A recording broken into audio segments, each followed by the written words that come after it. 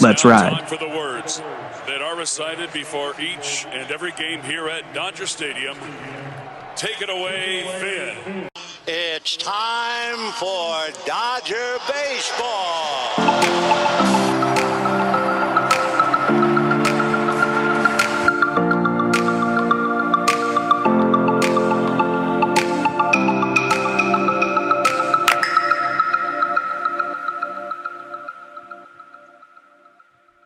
What's going on, Dodger fans? Hope you're having a good week out there. This is Kevin Klein flying solo, kind of, because Jake Reiner and David Rosenthal are out, but we weren't going to just do the show with just me. So I decided to get someone with way more knowledge than all of us combined. And you know him very well.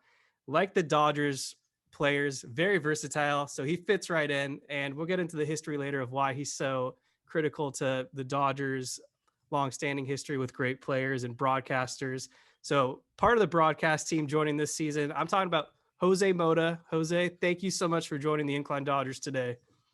Hey, Kevin, thanks so much, man. It's a pleasure to be here with you. Obviously, I appreciate the passion that I felt, since I joined the Dodgers. Not that I didn't know about it before, but obviously you guys are so engaged and so interested in your team and so many details. But in terms of expertise, I think you have me on that with the Dodgers, especially the run here in the last few seasons and the postseason.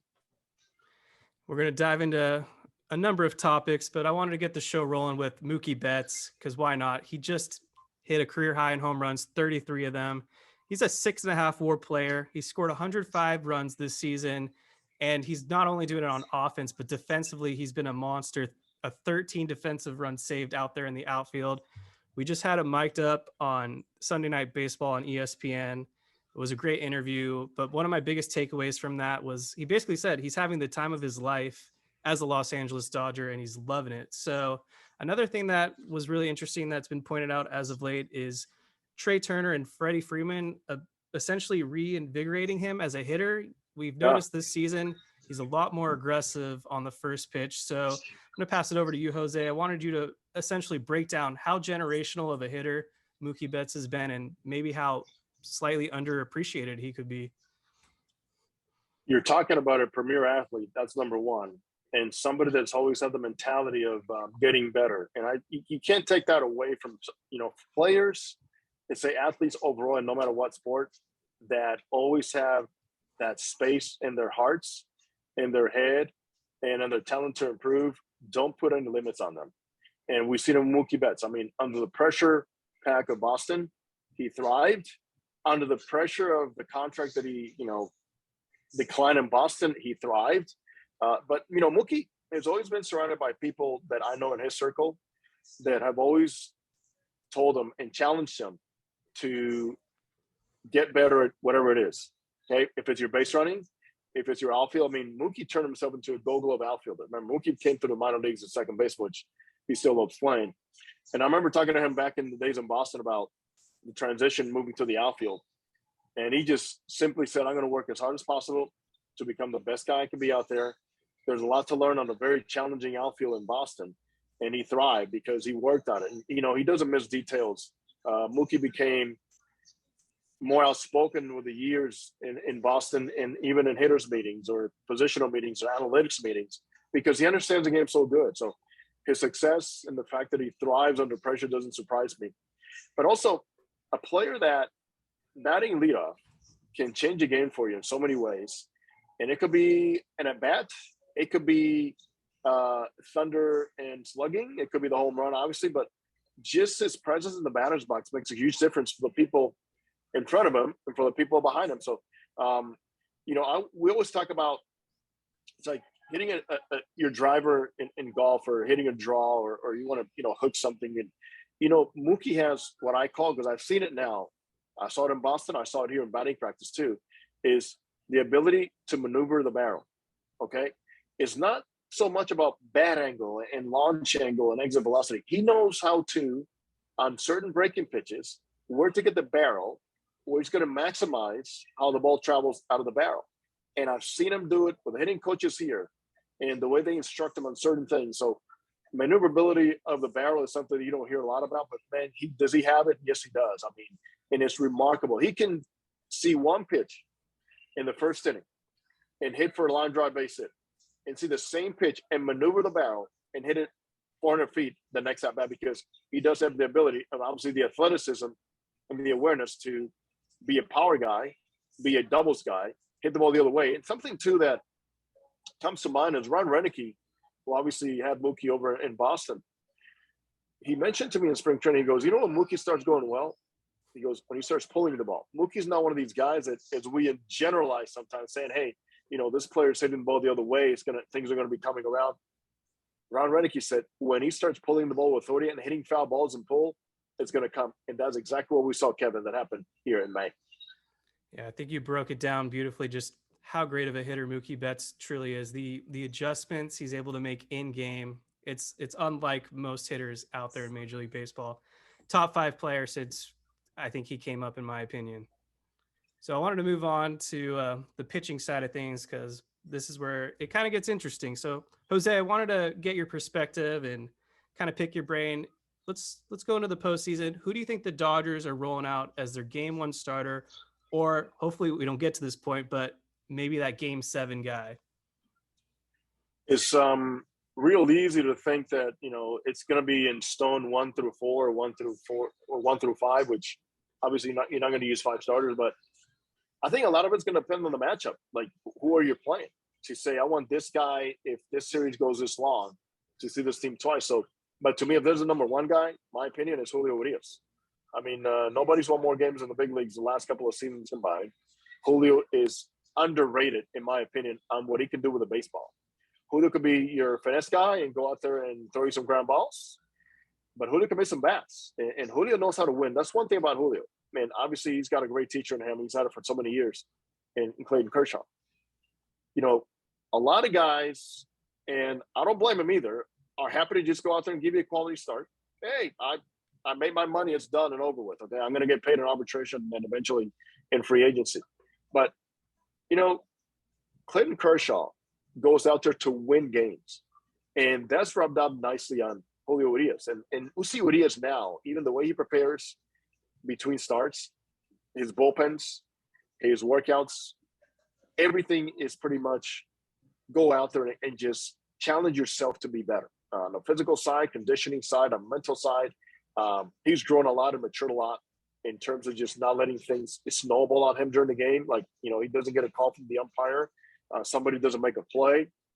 He's forgetting himself sometimes. He's got to forgive yourself when you make a mistake too, and don't let it affect you the next pitch. But my number 1, my opinion, is Julio.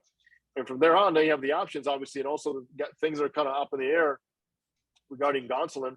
You can't ignore what he's done. I mean, this guy has been what many people thought he was going to break around the All-Star game.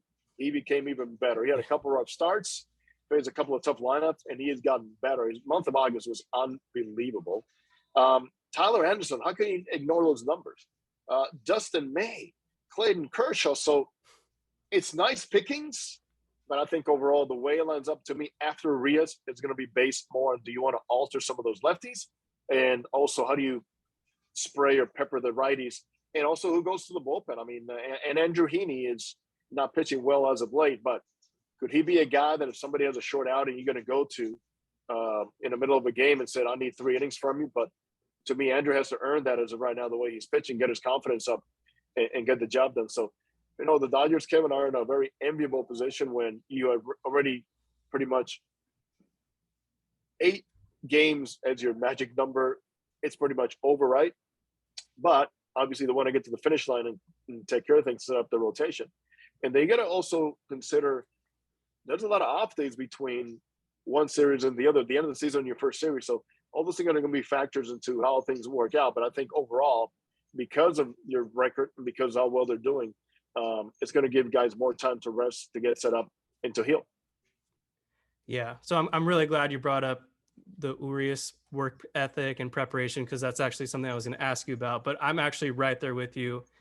If Clayton Kershaw, was elsewhere, retired, it'd be no doubt about that Julio Urías would be the ace of the Dodgers. I mean, he's the ace on probably 90+% of all other major league teams. And I agree 100%, very underrated.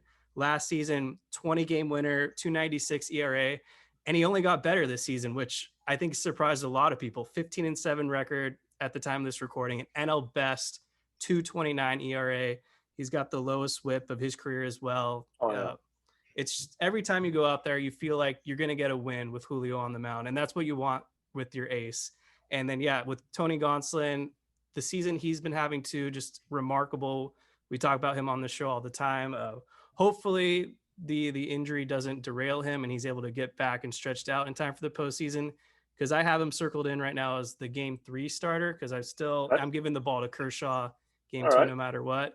And then, yeah, I wanted to ask you, Dustin May, as he's got some of the filthiest stuff in the game when he's right. But I think sometimes people kind of underestimate how difficult it truly is coming back from Tommy John surgery and getting your mechanics right. He struggled against the Padres. He left a couple hanging curveballs. We saw Manny Machado take one deep to him. Thankfully, we got about 4 or 5 regular season starts for Dustin May to get right back on track. But you mentioned Tyler Anderson's track record this season. It was all-star worthy. So the Dodgers definitely got some decisions to make. So I think it boils down to your point. It is going to be matchup oriented. Yeah, I think so too. And then on top of that, for a guy like Dustin May, is because he is now in the process of recovering and strengthening his elbow, obviously after the operation. He's built up, but you're better off keeping him on a regular schedule where you know that if he could be a viable option for your bullpen, but is that the best option for him? Right. Meaning, how many days between bouncing back? When can he help you again? So I think guys like that, you got to really be very careful how you use them, how you place them, and where you place them, because you do not want to interrupt that in between starts and things that they need to do in detail wise to keep the line moving as they need to take the ball again for you. That's right. And I almost forgot to mention that Julio Urías announced today he's joining the World Baseball Classic for Team Mexico. That's great. That's great. Adds to your point of just the competitor that he is. Not even going to take a full off season off. He's going in the biggest competition. This might be the most stacked World Baseball Classic shaping up so far. So every roster is getting stacked. So that, that's what happens. And for years I've been saying, and, fortunately enough, I worked every single baseball classic since 2006. And the days of Venezuela have Felix Hernandez and Bobby Abreu and Omar Vizquel and Kelvin Escobar. And I mean, it was Freddie Garcia. It was sick. But all these players declared their interest early. And this year, when Mike Trout said, I'm the captain, I said, forget about it. Everybody's going to join in. And not just in the U.S., but all throughout other countries saying, well, if they're stacking up like that, obviously we also don't want to embarrass ourselves. I think that's wonderful. That absolutely wonderful. I know there's always concern about injuries and starting early, but, ball players get paid to play baseball. Ball players don't get paid to lift weights, okay? Ball players get paid for repetition. Go back to how guys did it back in the past, where guys, threw 200 and some innings, sometimes 300, and they played winter ball. Yes, there's a concern about the modern day injuries and some things that happen nowadays, but I'm telling you what, man, the more you play and take care of your body, the body's going to respond to your demands. And obviously you're going to have time to build up. And I think it's wonderful for Julio to declare that. I think it's great. It's great for baseball. It's great for the tournament. And you watch how many more guys will be joining Mexico now too. So that's a really cool perspective. So I agree with you. So shifting gears here now, obviously you were with the Angels for about 20 years. So you saw a number of great players come up with the Angels, as well as just a great perspective of the American League. Now you're over here at the National League, but maybe I'll get your thoughts on a second about MLB going in 2023, where all the teams will be playing each other, and how maybe that's a good thing for baseball because you'll get a better glimpse of all the players throughout the league. Like if Aaron Judge resigns, there he is coming to Dodger Stadium, etc. Yeah. But back to the point here. So Jake Reiner actually wanted to ask you this question specifically. Despite having Mike Trout and Shohei Ohtani, why do you think the Angels just were never able to piece together a winning ball club? All you got to do is look at pitching and just compare it to what happens here and what's happened here consistently. The Dodgers, and trust me, I was a little kid here with the Andrew Messersmiths of the world and Claude Osteens and Dunn Suttons and Rick Sutcliffe, and so many other guys. They've always been built on that foundation. And baseball, unfortunately, because of the excitement of the home run and the excitement of scoring a lot of runs, got away from that. And owners bought into that. And obviously, there's a place for a team, an organization, maybe a ballpark where you play out, where you can be more offensively inclined in your mentality and how you build a ball club. But, man, you cannot get through 162 without pitching. And you just, on a consistent basis, what you develop and how you develop those pitchers means a lot. Who you sign, especially in Latin America, the international aspect of baseball, of course, is taken over, and we can see why. But the reason, the Angels were not successful is you can bring all the hitters you want. I saw it from, Josh Hamiltons of the world to obviously Rendon and Trout and Ohtani and Pujols, successful guys offensively. But if you don't have the pitching, it's just not going to happen. And it's not just pitching 1 year. Sustainable pitching. They can go out there and give you a chance to win ball games every single time. Yeah, Victor Rojas, who came on the show a little over a year and a half ago, I kind of asked him the similar question, and you probably knew this, but in case the fans forgot, he interviewed for the Angels' vacant GM job at the time. Gave very similar answer to you. He pointed out the lack of international scouting and the pitching, of course. But yeah, I agree with you 100% there. And I'm going to point out, think about Mike Scioscia at the helm, a former catcher, who really understood that relationship and the value of having guys in the bullpen that can piece it together. And for some reason, throughout baseball, and sometimes the economics have played a huge part of this, is your bullpen pitchers, okay? These are everyday players. So if you're trying to do stopgaps and say we're going to have inexperienced guys because they're cheaper, it's just not going to work. Yeah. So if you know you're going to be using this asset, this piece in your organization, in your team, every single day, make it be the best one you can have. And sometimes you're going to fail. Sometimes you're going to sign a reliever for a lot of money, a middle reliever for a lot of money, and it's not going to work. But that part of the game cannot be ignored. And that's why, the days of Mike Scioscia with the Angels, he knew the importance. Buddy Black with the Angels, Mike Butcher with the Angels, the importance of having guys that can go out there and give you the innings, and then having guys in the bullpen, as they call it, to shorten the game for you. Pitching will never grow old. It's always going to be sexy. And I think that's why Andrew Friedman is the best in the business, because he's always one step ahead of the competition. Evan Phillips is a great example. They picked him up off waivers mid-August last season, and look at him now. You could argue he's a top 10 reliever throughout the entire sport. Yes. Oh, yeah. Sticking Angels, but kind of moving it towards the Dodgers in a sense. Obviously, you were around Shohei Ohtani for a few years, and you got to witness how good he is firsthand. So I kind of want to get your thoughts here, because his contract is coming to a close pretty soon. So he could potentially be entering the free agent market.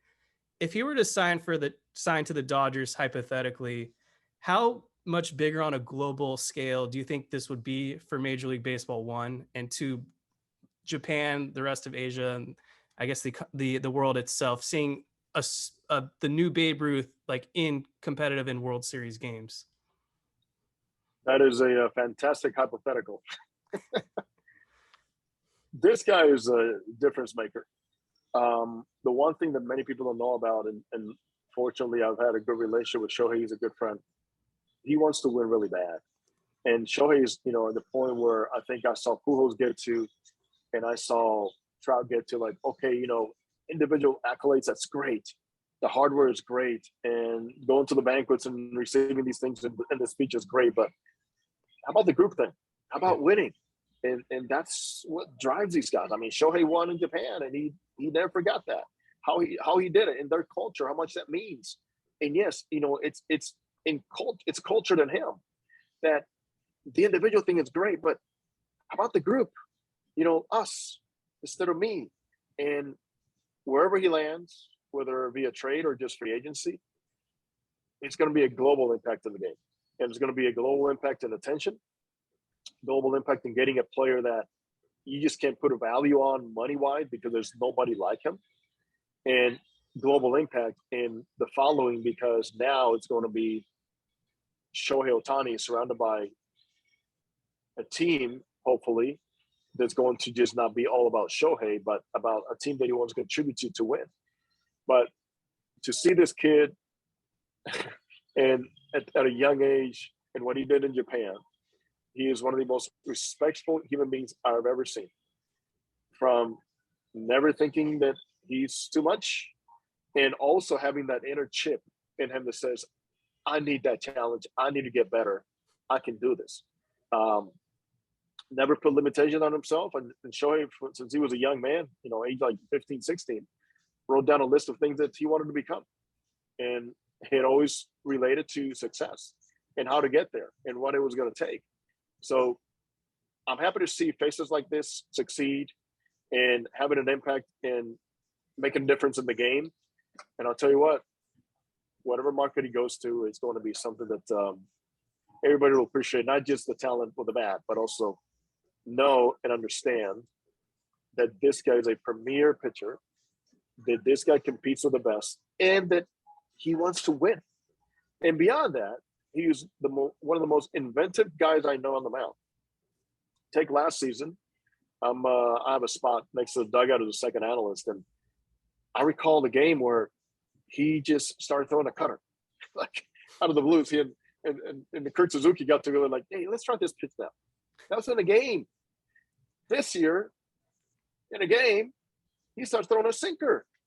So, I mean, he's making home plate move this way. I mean, and this the mentality that he has is, how can I get better? What do I have to do to give the hitter a different look?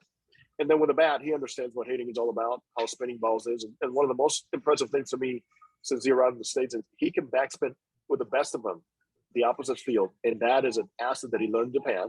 And that is something he has not abandoned. Now, when he gets away from that, it's when he gets in a little bit of trouble, like it happened in 2020. But boy, he's very special, Kevin. Very special player. I'm out here planting seeds. So when the Dodgers are in the mix for Shohei Ohtani, I want you and I want the listeners to think of me, because I really do think he's, I don't want to say perfect, but the next best thing to like the perfect kind of Dodger. I think he just offers everything you just mentioned, the versatility. We're seeing it with Alberto this season, a position player who they're using a lot to pitch. Well, why don't we get a trained specialist starting games and hitting home runs? Exactly. One other question, kind of Angels related, but way bigger than that. You'll understand why. Albert Pujols is out here chasing 700 home runs, and I think all of Major League Baseball is rooting for him to hit that milestone. In my opinion, I'm a little younger, obviously, than a lot of people. From a clean aspect, I think he's the best pure hitter I've ever seen in my lifetime. I think people kind of forget how dominant he truly was with the Cardinals. Obviously, it didn't really work out with the Angels, you could say, but when he was St. Louis, nobody was hitting the ball like Albert Pujols in his prime. So you've been around the game a long time. Just wanted to get a story or a thought of Albert Pujols. Well, I agree with you. People forget that, in this age of Trout, Albert Pujols was Mike Trout back then, from 2001 to 2011. And you understand that the times and the effort that he's put into becoming who he's become didn't come easy. I mean, Albert Pujols still plays with a chip on his shoulder because there's point of some player picked ahead of him in the draft, and he never forgets that. And I remember I did a comparison one time doing an Angels TV show and during the game one time. And I said, okay, let's do a comparison graphic here on a couple of things. Let's put together next to each other Albert Pujols' first 10 years, okay, on a graphic, next to Mike Trout. And people were blown away saying, are you kidding me? Oh, yes, I wasn't kidding. I mean, go look at everything the first 10 years, and you'll see, not to take anything away from Mike Trout, the game has changed in so many ways. And Trout is a specialist at so many things, and he's a remarkable, untouchable player. But just to give it perspective, I'm like, look at this graphic, 10 years for one, or like 1,001 games for the other, and tell me who was better. They're like, oh my gosh, it's jaw-dropping. And obviously, the Albert Pujols of the Angels sign was, they were not expecting to be the St. Louis Pujols, but he took a lot of pride in what he did over there. He was engaged. Same mentality as we talked about before. He really, really wanted to win for the fans. He had experience, Gold Gloves, MVPs, batting titles, RBI titles. But he really, because of the effort that Artie Moreno and the resources Moreno provided for him, he really wanted to win for him. It didn't happen, unfortunately. It was not the ending that he wanted with the Angels. But I'm telling you about, a dear friend and somebody that I've seen go through the grind in maintaining, staying focused, and the natural ability. This guy is a baseball savant. He does not stop thinking about not just the hitting part of it, but takes a lot of pride. It took a lot of pride in the defense. And in those backfields over in Jupiter with Jose Oquendo, hours and hours and hours. He and Yadi Molina. And then he made so many people around him better. Adam Wainwright. I mean, all these guys he talks about, Chris Carpenter. I mean, he talked about Woody and Jim Edmonds and Eck and all these guys that made him better. And I think that's what makes Albert special, because he's always had the mentality too of, okay, I know I've done this before, but about these guys, I would not have the RBIs without guys getting on base. And things like that just make a player to be more respected, more presentable to the fan. And obviously, I think Albert too is a great example for young kids that don't get picked high, but got to put the grind in to say, no matter where you pick me, what you saw of me, here's what I can become, and he's done it. Great stuff. Yeah, I'm just thinking back to his last season in St. Louis, 2011, and from what I recall, it seemed like everyone was just crowning the Phillies the World Series champions. Well, they had a first-round date with the Cardinals, and the Cardinals upset and shocked the world, and they go on to win the World Series. And probably a lot of that stemmed from Albert Pujols inspiring the David Freeses and the Chris Carpenters and Adam Wainwrights. Yes. Yeah, go ahead, Kevin. So when we're talking about Dodgers legends, I don't think you can leave out your father, Manny Mota, because of how big of an impact this guy had, not only on the field, but as a coach. And obviously you grew up around the Dodgers. So 2 questions in one. First of all, this is technically your first season back with the Dodgers. So I want to just kind of know what the pride and the joy you felt when the Dodgers gave you the opportunity. Well, first of all, you're thrilled because, having grown up in this organization and having grown up in this ballpark and around the many legendary players and executives and personnel around this place, to me was such a joy. It was obviously in a good place with the Angels. I had an opportunity to join the Dodgers many years ago. Things just didn't line up. I was happy with what I was doing back then, but things just lined up better this time up, and the opportunity was there, and I couldn't be more thrilled. Obviously, a big deal to us as a family.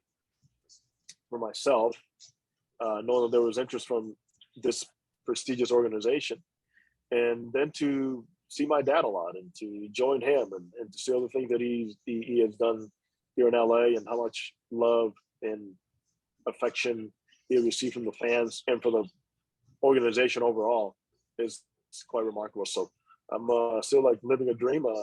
Obviously, I was part of the Dodgers in the minor leagues for a couple of seasons in AA.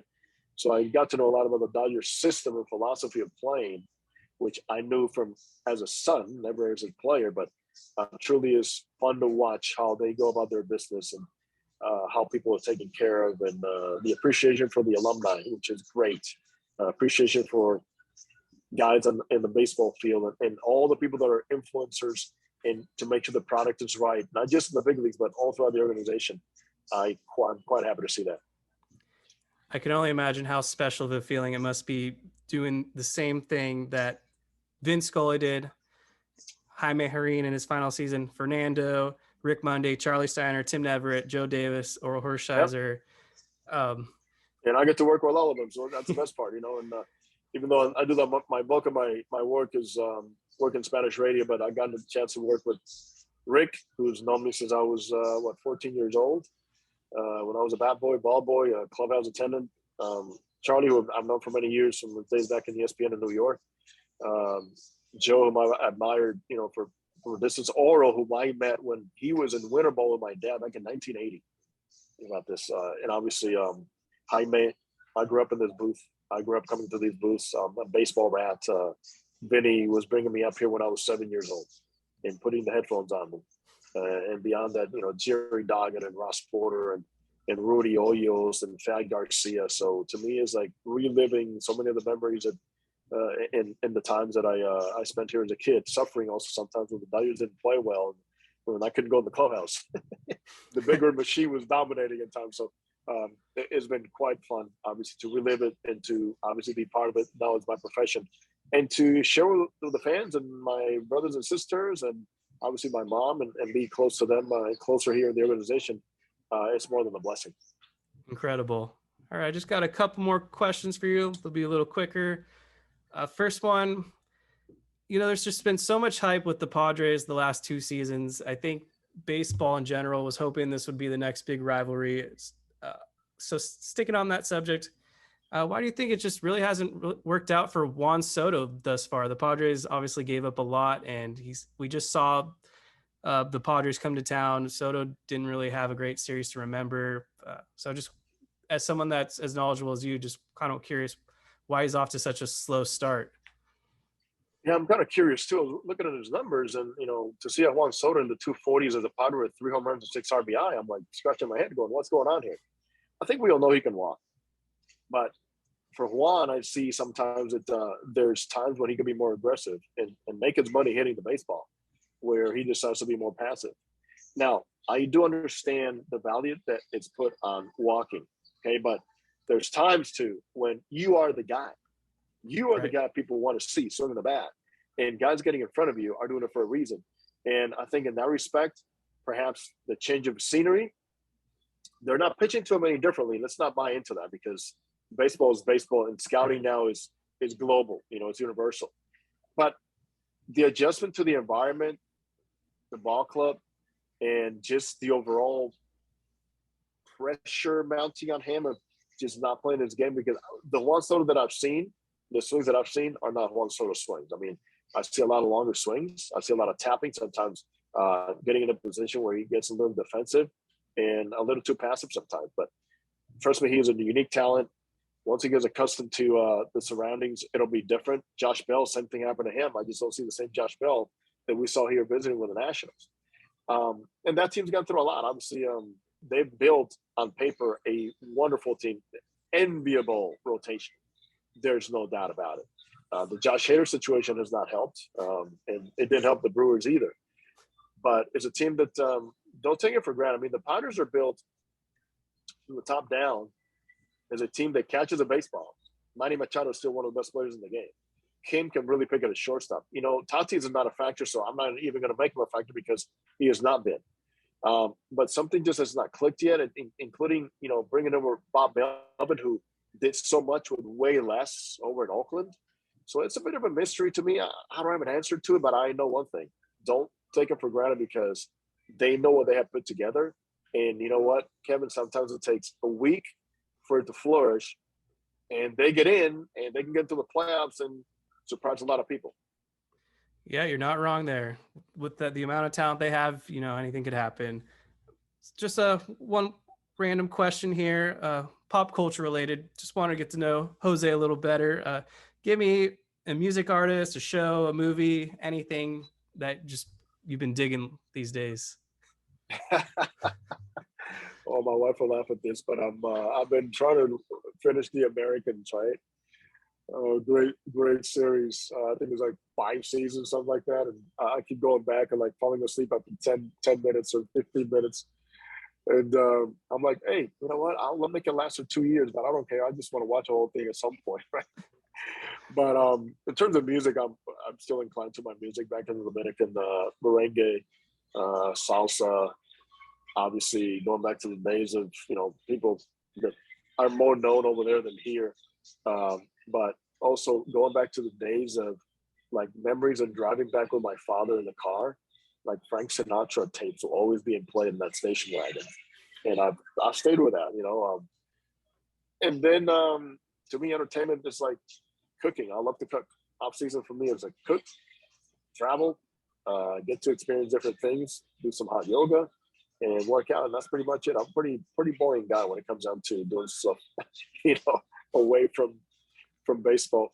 But also too is my spiritual side is something very important to me, and I take a lot of pride in just making sure that I can honor God with my actions, with my words, my thoughts, and help somebody out too. I mean, it's important for us to run our charity, help people in the Dominican Republic. Now we're helping a lot of people in Colombia, South America. We're helping people in Venezuela. So that's what really occupies my heart, besides the fact that I like being home and enjoying my wife, my kids, and my 2 grandkids.